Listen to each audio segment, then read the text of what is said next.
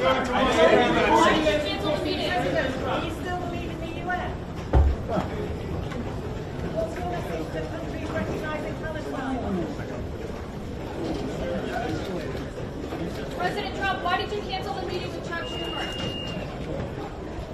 I want to start with the fact that there are reports that you were in Washington last week meeting with policymakers about this strategic Bitcoin reserve bill. How are you advising lawmakers right now, and why is the case there to create a strategic reserve?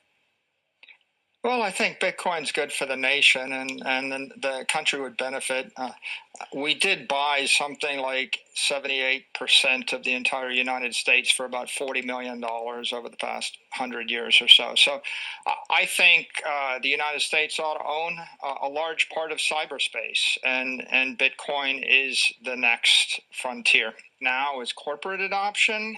We've got a consistent acquisition of Bitcoin by the big ETFs like BlackRock, and that's taking up all the natural supply, and they're doing that on behalf of institutional investors.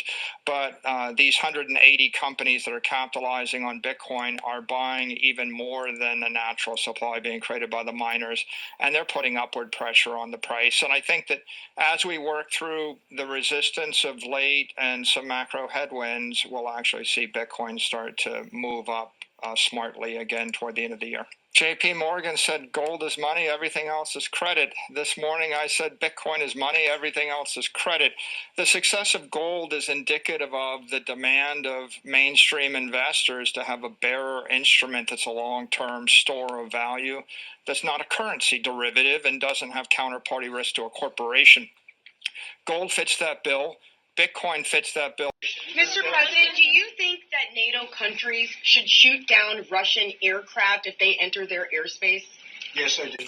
Getting to know and fully understand the Ukraine-Russia military and economic situation, and after seeing the economic trouble it is causing Russia, I think Ukraine, with the support of the European Union, fight and win all of Ukraine back in its original form. With time, patience, and the financial support of Europe, and in particular NATO, the original borders from which this war started is very much an option. The president here going on to say Ukraine would be able to take back their country in its original form, and who knows, maybe even go further than that. Putin and Russia are in big economic trouble, and this is time for Ukraine to act. He says the United States will continue to supply weapons to NATO. A decade-long recovery from the global financial crisis. And these two back-to-back world historical crises have left behind scars that will be with us for a long time. We need to focus tightly on carrying out our critical missions to the best of our ability in the midst of stormy seas and powerful crosswinds. Throughout this turbulent period, central banks like the Fed have had to develop innovative new policies that were designed to deliver on our statutory goals during times of crisis, rather than for everyday use. Despite these two unique, extremely large shocks, and as always, it's essential that we continue to look back and learn the right lessons from these difficult years. And that process has been ongoing now for more than a decade. So, turning to the present day, the U.S. economy is showing resilience in the midst of substantial changes in trade and immigration policies, as well as in fiscal, regulatory, and geopolitical arenas. These policies are still emerging, and their longer-term implications will take some time to be seen. Recent data show that the pace of economic growth has moderated. The unemployment rate is low but has edged up. Job gains have slowed, and the downside risks to employment have risen. At the same time, inflation has risen recently and remains somewhat elevated. In recent months, it has become clear that the balance of risks has shifted, prompting us to move our policy stance closer to neutral. In this less dynamic and somewhat softer labor market, the downside risks to employment have risen. The unemployment rate edged up to 4.3% in August, but has remained relatively stable at a low level over the past year. Payroll job gains slowed sharply over summer months as employers of just 29,000 per month over the past 3 months. The recent pace of job creation appears to be running below what we call the break-even rate, that is the rate needed to hold the unemployment rate constant. We're now collecting a good bit of revenue. The federal government is collecting a good chunk of revenue, $300 or $400 at a $300-400 billion a year pace. And the question is, who's paying that? And the candidates for importer, the foreign exporter, or someone on our shores, it could be a company or a retailer or someone who's using the imported product to manufacture something, or the end consumer. And so so far, and it's incredibly early days, it doesn't look like the overseas exporters are carrying the bulk of it. It looks like it's that middle group. It's retailers and it's importers, and they're not passing along to consumers that much of the cost. So the actual effects on inflation, I mentioned that core PCE inflation is 2.9%, maybe 0.3 or 0.4 of that is tariffs. So it's not the big factor. It's not, a big inflationary thing, but it is something that is driving up inflation a bit. And the through to consumers has been later and less than we expected.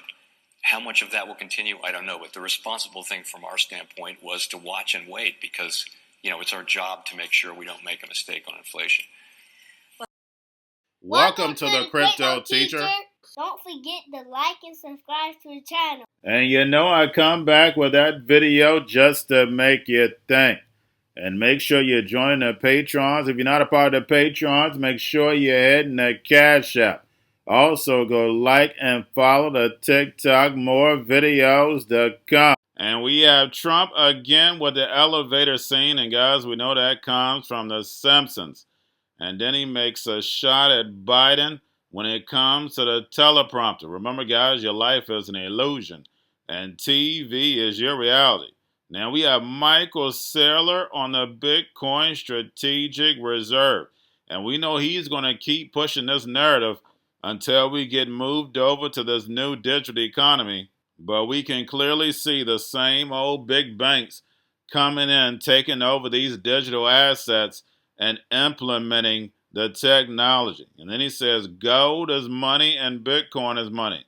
And we know for a fact that these central banks are buying up all this gold, and we're seeing prices of gold and silver going sky high because people are trying to secure themselves for what they know that's about to happen. That dollar is about to be devalued, so therefore they can devalue this debt. And remember, the Crypto Teacher told you. And we got the drums are beating. And guess what? It's about to get louder. Guys, WW3 is right around the corner, unfortunately. And you can look at Trump's face. It's the same face that Bush made during that time. Y'all know what I'm talking about. But this is the same face. When he was asked, should NATO shoot down Russian planes, he said yes. But you can look at that face and tell what's about to happen. But remember, guys, this is a plan that moves in phases. And then says that Ukraine can win the war against Russia with the help of NATO. And the U.S. will continue to supply weapons to NATO. And of course, they're going to be giving those to Ukraine. Guys, WW3 is coming. Get yourselves prepared. But again, guys, this is planned. They have to have the big distraction, so therefore they can bring in all these machines. And remember, the Crypto Teacher tells you. Now, we had Fed Jerome Powell again sticking to the script. The economy is doing pretty good. Labor market is weakening. Didn't talk about any Fed rate cuts as we expected. Kept the market calm. Said that tariffs haven't been passed down just yet. But we know if these tariffs stick, they're definitely going to be passed down to the consumer. And remember, the Crypto Teacher told you, but the machines are going to increase productivity. So therefore, the tariffs get offset. And then we have the drama continues. We have the government shutdown looming. We have Trump canceling the meeting. So guys, we know the only thing we do is get our popcorn, sit back, and let it play out. Remember, your life is an illusion and TV is your reality. We have moon mining, helium-3. Yes, you can't make it up. They're going to the moon. And guys, that's the reason why I played the Von Braun clip. Because we know for a fact they're not going anywhere but Disney. And remember, the Crypto Teacher told you. Because he knows. when it comes to the NWO, it's all planned out. You have a wonderful day. As you mentioned politics, and the president is indeed canceling a meeting with top Democrats as this government shutdown looms. Our Emily Wilkins is in D.C. with details on that. Afternoon, Emily. Good afternoon, Carl. Well, yeah, that shutdown threat is ratcheting up. Trump and top Democratic leaders, they were set to meet on Thursday to try to discuss a way to avoid this looming government shutdown that would begin on October 1st. But Trump reneged on that meeting today. He posted on Truth Social saying that after reviewing the details of what he called the unserious and ridiculous demands being made by the minority radical left Democrats in return for their votes to keep our thriving country open, I have decided that no meeting with their congressional leaders could possibly be concludes their Republicans are going to need at least 7 Senate Democrats to continue current government funding for several weeks while they continue to hash out a more detailed plan to cover the 2026 fiscal year. Schumer responded to Trump, saying in a statement that Trump is running away from the negotiating table before he even gets there. Schumer went on to say that while Americans are facing rising costs and a Republican healthcare crisis, Trump would rather throw a tantrum than do his job. It's extremely rare on Earth, typically a residue from nuclear reactors, but it's abundant on the moon. That's why Blue Force has struck a 10-year, $300 million deal with moon mining startup Interloon. Helium-3, the commercial market price is about $20 million a kilogram, or just under $3,000 per liter. So it still remains the only element in the universe that's priced high enough to warrant going to space and bringing it back to Earth. The unit economics of doing it, we project into the future when we have vehicles like Starship and Blue Origin's New Glenn. We project the unit economics to work out very favorably. Going to a different economy, and we're going to be learning more about that as we go. But clearly, we're learning that things can be done from remote locations. We're learning that technology can replace people even more than we thought. We're not going back to the same economy. We're recovering, but to a different economy, and it'll be one that is more leveraged to technology. And I worry that is going to make it even more difficult than it was for many workers. In Silicon Valley, and my friends who work in technology know that what we did to the manufacturing workers, we are now going to do to the retail workers, the call center workers, the fast food workers, the truck drivers, and then even bookkeepers, accountants, insurance agents, lawyers, and on through the economy. So what happened to the manufacturing workers is a very clear sign. And so we'll import Chinese-based CBDC technology. So it's going to be CBDC in a box provided to you by the People's Bank of China. But every stock, every bond, every currency, every commodity, every piece of art, every private business, every piece of real estate will eventually be a token on a blockchain, an entry on a ledger, permanent and immutable. We will have truth instead of trust, and we will save over $7 trillion a year. 6 to 8% of global GDP is wasted by the friction of the trust industry that's necessary when you have dual entry accounting. With triple entry accounting, which is what a blockchain is, we get rid of all of that friction. It's a beautiful future. Like what you see in China and their social credit scoring systems, right?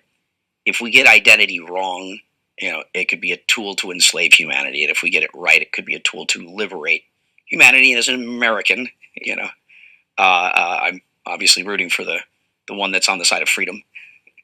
Bitcoin is an international asset. And also, I do believe the role of crypto is, it's digitizing gold.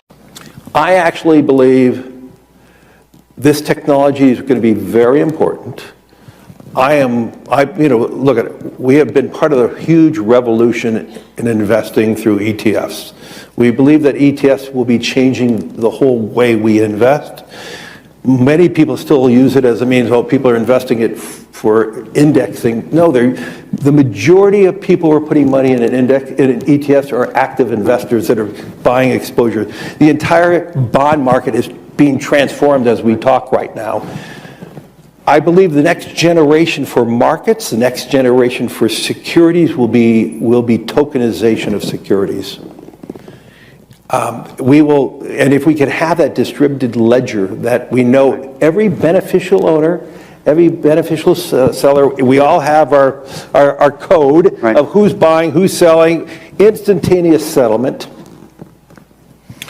And think about it, it changes the whole ecosystem. Chinese bank ICBC has been hit by a ransomware attack, and the U.S. Treasury market, as a result of that, has been disrupted. This, according to the Financial Times. We're going to get more right now with Bloomberg's Shonali Bassick. Shonali, what do we know? Listen, we have the Financial Times now reporting that ICBC, one of China's largest banks here, was hit with a ransomware attack. And remember, they're a very significant intermediary in the Treasury market. The SIFMA has told its members that this has been part of the reason here that the system is kind of clogged up, if you will, during that auction that we saw a little bit before. The attack had prevented ICBC, according to the Financial Times, from settling Treasury trades on behalf of other market participants. A large executive at a major bank also telling the paper that such a large party on the fixed income clearing corp creates major concerns, potentially impacting the liquidity of Treasury markets. Now, it was not just a poor auction. It was absolutely lousy, and you know, when the dealers have to step in to save a treasury auction, that's a rare occurrence. And Crypto Teacher and the New World Order book, plus the 3 kids books. It's time to re-educate. Also, new to cryptos, Coinbase, Bitrue, Binance. Do not forget book links and crypto links are in the description. The stock channel, guys. Don't forget to go like, subscribe, spread everywhere. You have your Kobo, your chip stocks, your banking, your gaming. While everybody's sitting at home, get on stocks, the Seaver, the biotech stocks. And while everybody's at home wishing, they were still getting that free money. What are they doing? Drinking and smoking weed. Don't forget about those stocks, and you have a wonderful day. The most powerful person in the world is the storyteller. The storyteller sets the vision, values, and agenda of an entire generation to come. Steve Jobs. And guys, you know I truly believe in this. When you look at the New World Order, they're the storytellers. And that's the reason why I wrote my New World Order book. But guys, now it's time to change the current generation. And I wrote 3 kids books. You know, I love the Trinity because I understand the power that's in it. So I have 3 books. We have an opportunity to change the generation, to educate, not just me, but I want to show you that I take action on a daily basis. And I want you to take action on a daily basis. Whether it's your job, whether it's in your community, we have an opportunity right now to educate the masses. I posted this on my Twitter account. Please share, but this is a short clip of the 3 books. There's going to be a clothing line and action figures. Please get these books for your kids, nephews, cousins, friends, so therefore we can start the re-education now. Because as we see, the 4th Industrial Revolution foundation is definitely here. Robots, algorithms, drones, taking humanity out the picture. We have to re-educate. But let's get into the video. Part 1. King Joshua and Drama Team Save the Village. Part 2. King Joshua and Drama Team Save New York from COVID-33. Part 3. King Joshua and Drama Team goes to China. It's mandatory to get part 1, part 2, and part 3 of this series. It's time to re-educate Generation Z.